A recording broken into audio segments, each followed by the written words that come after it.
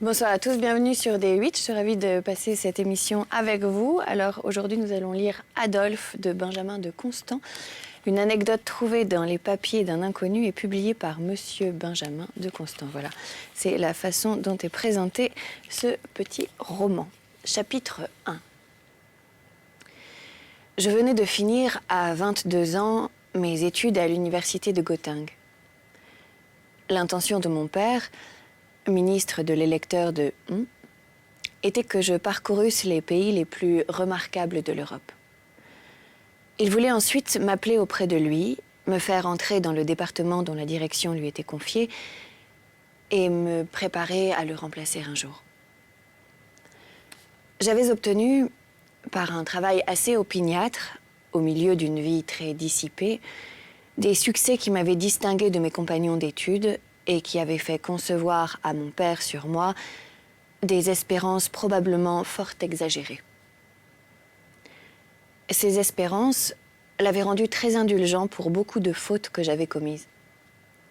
Il ne m'avait jamais laissé souffrir des suites de ces fautes. Il avait toujours accordé, quelquefois prévenu mes demandes à cet égard. Malheureusement, sa conduite était plutôt noble et généreuse que tendre. J'étais pénétrée de tous ses droits à ma reconnaissance et à mon respect. Mais aucune confiance n'avait jamais existé entre nous. Il avait dans l'esprit je ne sais quoi d'ironique qui convenait mal à mon caractère. Je ne demandais alors qu'à me livrer à ces impressions primitives et fougueuses qui jettent l'âme hors de la sphère commune et lui inspirent le dédain de tous les objets qui l'environnent. Je trouvais dans mon père non pas un censeur, mais un observateur froid et caustique, qui souriait d'abord de pitié et qui finissait bientôt la conversation avec impatience. Je ne me souviens pas, pendant mes 18 premières années, d'avoir eu jamais un entretien d'1 heure avec lui. Ses lettres étaient affectueuses, pleines de conseils raisonnables et sensibles. Mais à peine étions-nous en présence l'un de l'autre qu'il y avait en lui quelque chose de contraint que je ne pouvais m'expliquer et qui réagissait sur moi d'une manière pénible. Je ne savais pas alors ce que c'était que la timidité, cette souffrance intérieure qui nous poursuit jusque dans l'âge le plus avancé, qui refoule sur notre cœur nos impressions les plus profondes, qui glace nos paroles, qui dénature dans notre bouche tout ce que nous essayons de dire et ne nous permet de nous exprimer que par des mots vagues ou une ironie plus ou moins amère. Comme si nous voulions nous venger sur nos sentiments mêmes de la douleur que nous éprouvons à ne pouvoir les faire connaître. Je ne savais pas que même avec son fils, mon père était timide.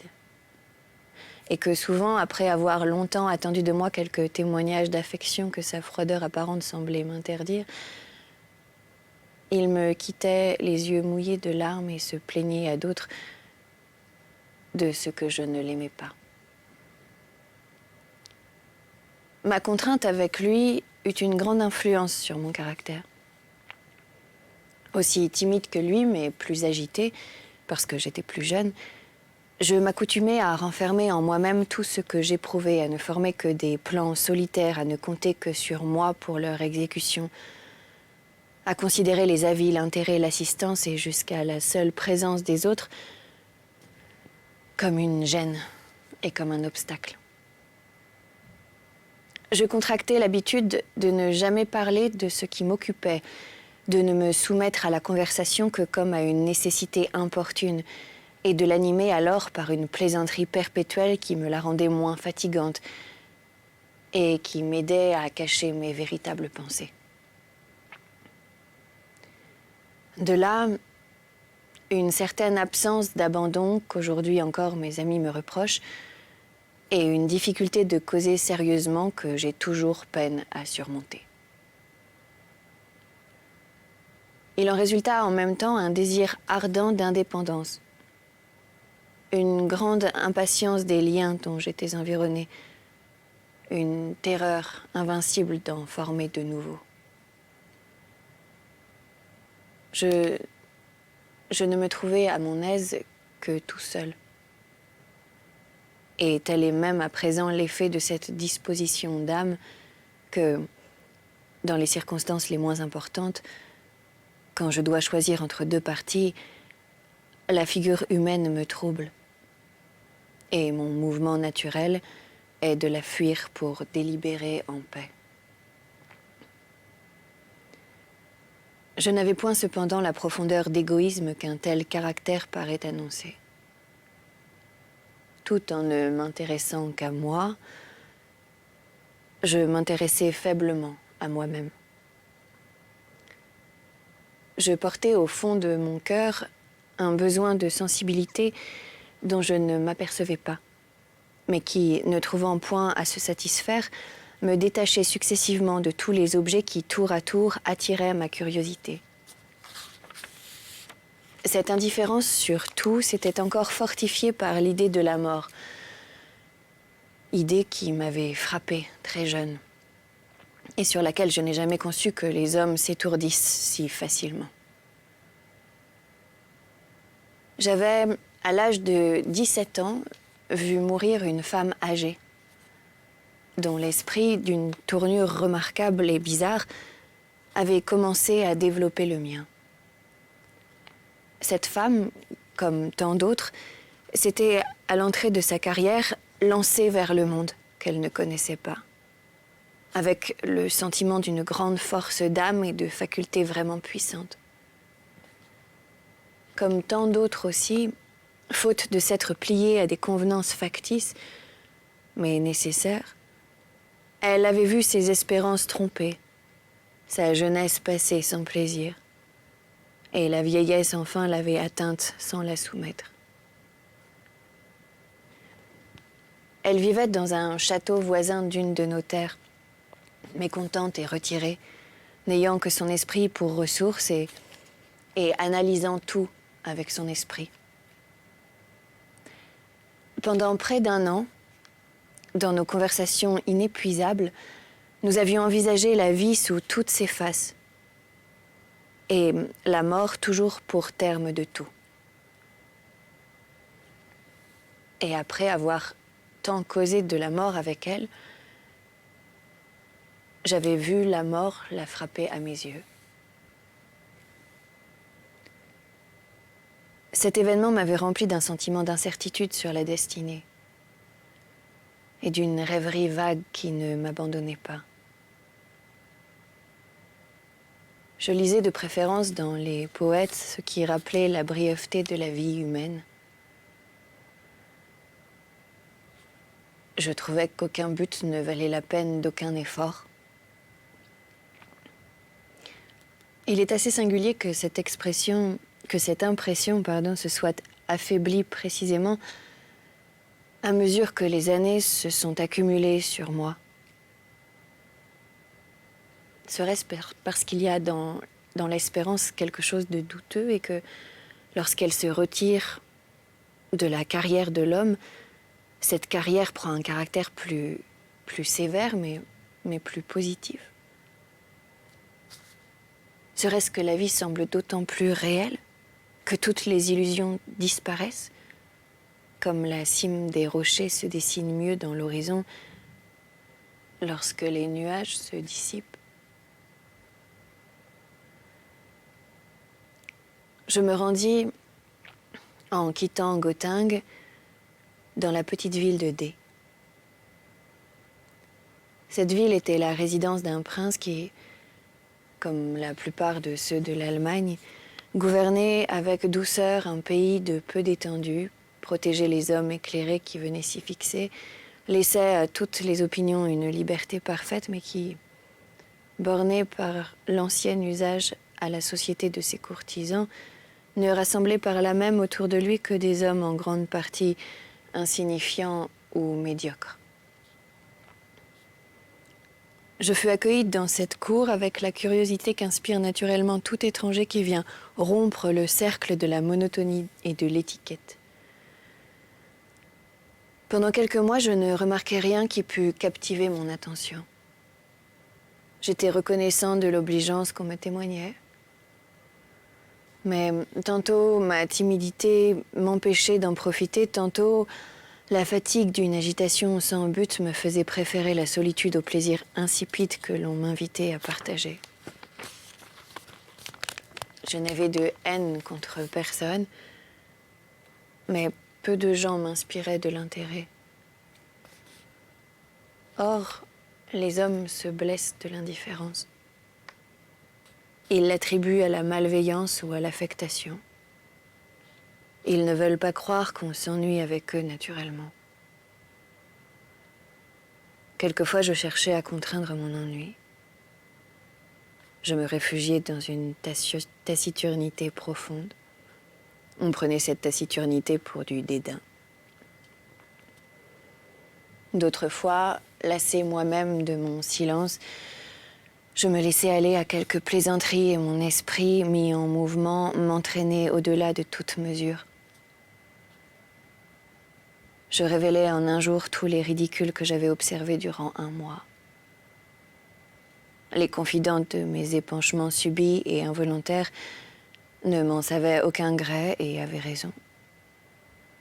Car c'était le besoin de parler qui me saisissait et non la confiance. J'avais contracté dans mes conversations avec la femme qui la première avait développé mes idées une insurmontable aversion pour toutes les maximes communes et pour toutes les formules dogmatiques. Lors donc que j'entendais la médiocrité disserter avec complaisance sur des principes bien établis, bien incontestables en fait de morale, de convenance ou de religion, chose qu'elle met assez volontiers sur la même ligne, je me sentais poussée à la contredire. Non que j'eusse adopté des opinions opposées, mais parce que j'étais impatientée d'une conviction si ferme et si lourde.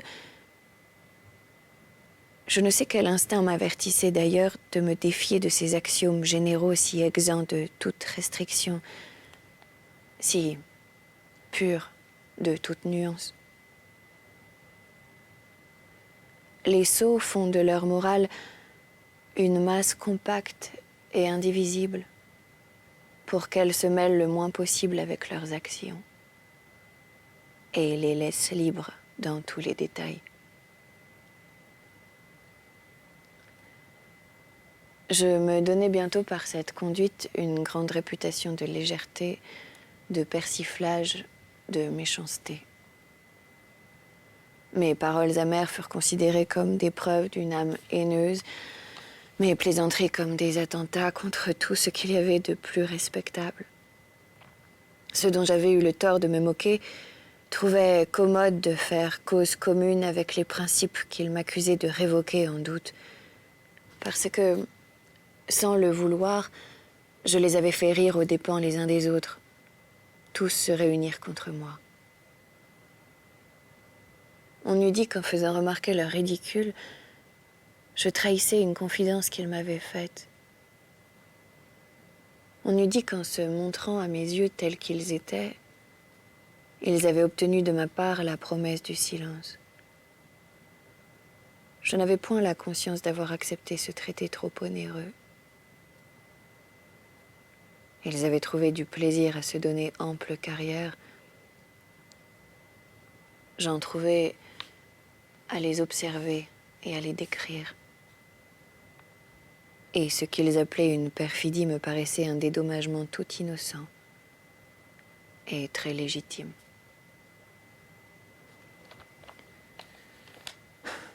Je ne veux point ici me justifier. J'ai renoncé depuis longtemps à cet usage frivole et facile d'un esprit sans expérience. Je veux simplement dire, et cela pour d'autres que pour moi qui suis maintenant à l'abri du monde, qu'il faut du temps pour s'accoutumer à l'espèce humaine, tel que l'intérêt, l'affectation, la vanité, la peur nous l'ont faite. L'étonnement de la première jeunesse, à l'aspect d'une société si factice et si travaillée, annonce plutôt un cœur naturel qu'un esprit méchant. Cette société d'ailleurs n'a rien à en craindre. Elle pèse tellement sur nous. Son influence sourde est tellement puissante qu'elle ne tarde pas à nous façonner d'après le moule universel. Nous ne sommes plus surpris alors que, de notre ancienne surprise, et nous nous trouvons bien sous notre nouvelle forme, comme l'on finit par respirer librement dans un spectacle encombré par la foule, tandis qu'en entrant, on y respirait avec effort.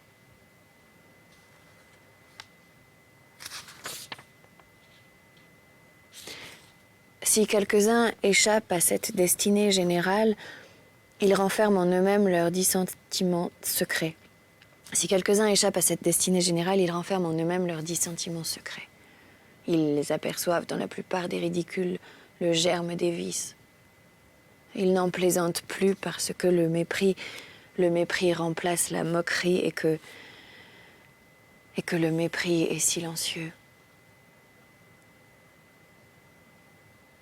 Il s'établit donc, dans le petit public qui m'environnait, une inquiétude vague sur mon caractère. On ne pouvait citer aucune action condamnable. On ne pouvait même en contester quelques-unes qui semblaient annoncer de la générosité ou du dévouement. Mais on disait que j'étais un homme immoral, un homme peu sûr. 2 épithètes heureusement inventées pour insinuer les faits qu'on ignore et laisser deviner ce que l'on ne sait pas. Chapitre 2. Distrait, inattentif, ennuyé. Je ne m'apercevais point de l'impression que je produisais. Et je partageais mon temps entre des études que j'interrompais souvent, des projets que je n'exécutais pas, des plaisirs qui ne m'intéressaient guère, lorsqu'une circonstance très frivole en apparence produisit dans ma disposition une révolution importante. Un jeune homme avec lequel j'étais assez liée cherchait depuis quelques mois à plaire à l'une des femmes les moins insipides de la société dans laquelle nous vivions. J'étais le confident très désintéressé de son entreprise. Après de longs efforts, il parvint à se faire aimer. Et comme il ne m'avait point caché ses revers et ses peines, il se crut obligé de me communiquer ses succès. Rien n'égalait ses transports et l'excès de sa joie. Le spectacle d'un tel bonheur me fit regretter de n'en avoir pas essayé encore. Je n'avais point eu jusqu'alors de liaison de femme qui pût flatter mon amour-propre. Un nouvel avenir parut se dévoiler à mes yeux. Un nouveau besoin se fit sentir au fond de mon cœur. Il y avait dans ce besoin beaucoup de vanité sans doute, mais il n'y avait pas uniquement de la vanité. Il y en avait peut-être moins que je ne le croyais moi-même.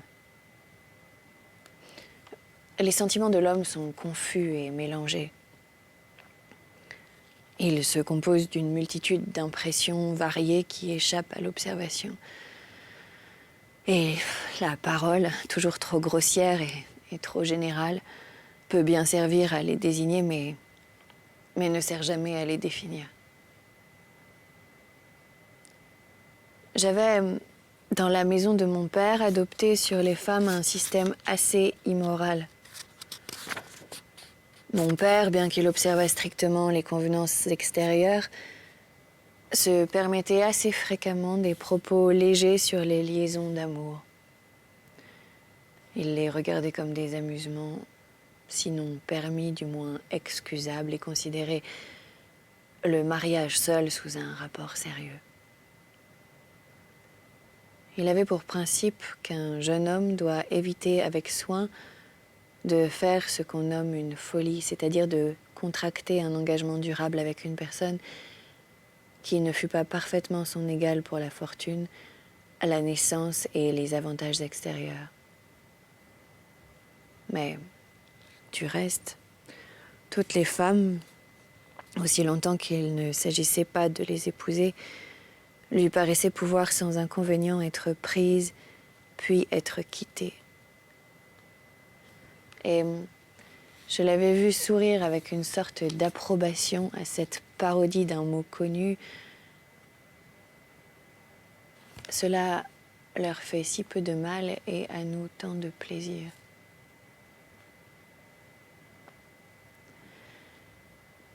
L'on ne sait pas combien dans la première jeunesse les mots de cette espèce font une impression profonde.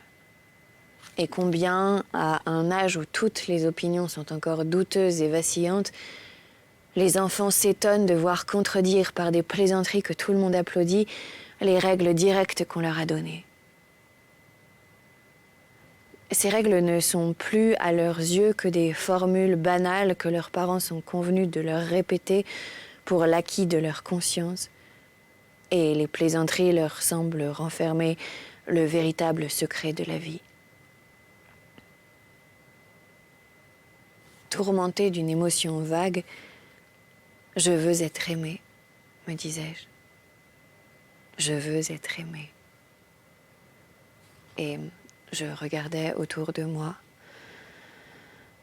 Je ne voyais personne qui m'inspirât de l'amour, personne qui me parut susceptible d'en prendre. J'interrogeais mon cœur et mes goûts. Je ne me sentais aucun mouvement de préférence. Je m'agitais ainsi intérieurement lorsque je fis connaissance avec le comte de P, homme de 40 ans, dont la famille était alliée à la mienne. Il me proposa de venir le voir. Malheureuse visite. Il avait chez lui sa maîtresse, une Polonaise, célèbre par sa beauté, quoiqu'elle ne fût plus de la première jeunesse. Cette femme, malgré sa situation désavantageuse, avait montré dans plusieurs occasions un caractère distingué. Sa famille, assez illustre en Pologne, avait été ruinée dans les troubles de cette contrée. Son père avait été proscrit, sa mère était allée chercher un asile en France et y avait mené sa fille qu'elle avait laissée à sa mort dans un isolement complet. Le comte de P en était devenu amoureux. J'ai toujours ignoré comment s'était formée une liaison qui, lorsque j'ai vu pour la première fois Éléonore, était dès longtemps établie et, pour ainsi dire, consacrée. La fatalité de sa situation ou l'inexpérience de son âge l'avait-elle jetée dans une carrière qui répugnait également à son éducation, à ses habitudes et à la fierté qui faisait une partie très remarquable de son caractère? Ce que je sais, ce que tout le monde a su, c'est que la fortune du comte de P, ayant été presque entièrement détruite et sa liberté menacée, Éléonore lui avait donné de telles preuves de dévouement, avait rejeté avec un tel mépris les offres les plus brillantes, avait partagé ses périls et sa pauvreté avec tant de zèle et même de joie, que la sévérité la plus scrupuleuse ne pouvait s'empêcher de rendre justice à la pureté de ses motifs et au désintéressement de sa conduite.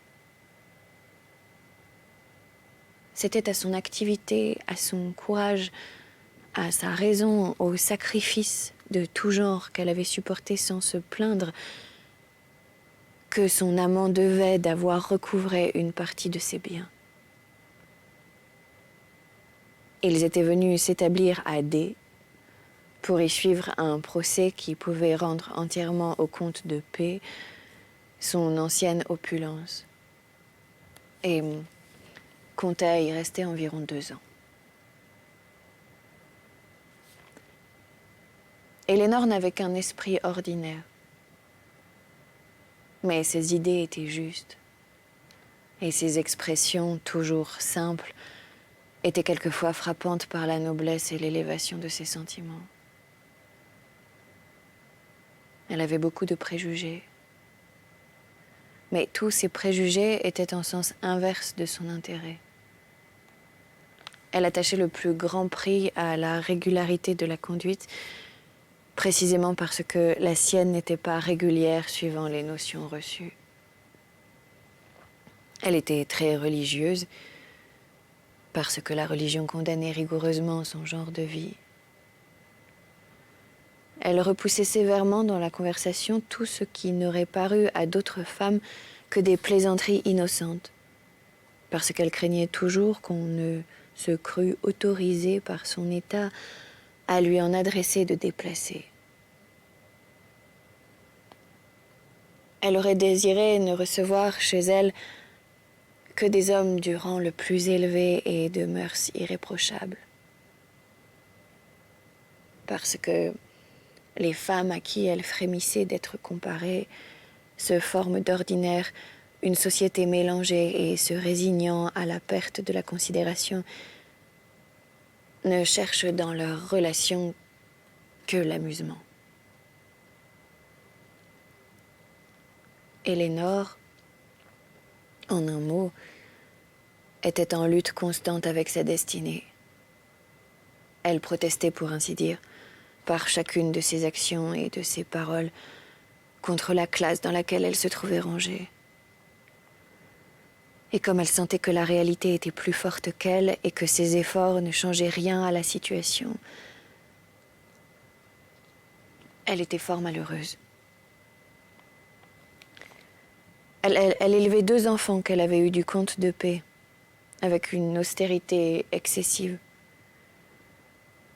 On eût dit quelquefois qu'une révolte secrète se mêlait à l'attachement plutôt passionné que tendre qu'elle leur montrait, et les lui rendait en quelque sorte importuns.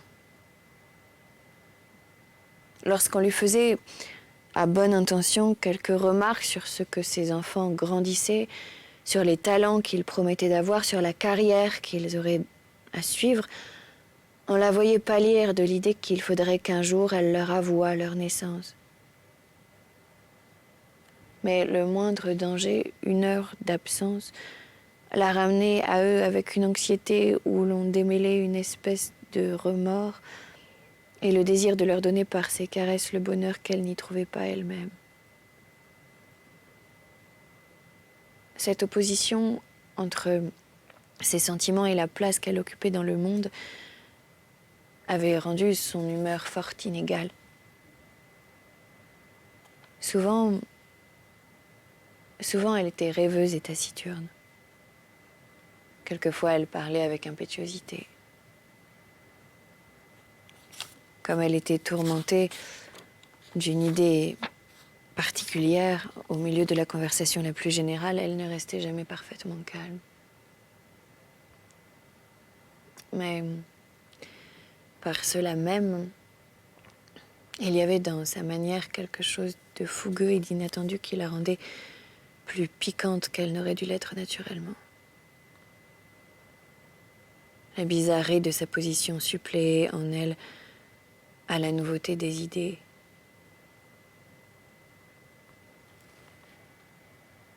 On l'examinait avec intérêt et curiosité, comme un bel orage. Voilà, c'est sur ce portrait d'Éléonore que nous allons nous arrêter. Je suis ravie d'avoir passé ce moment littéraire avec vous. Je vous invite à nous retrouver sur les réseaux sociaux, #VBN.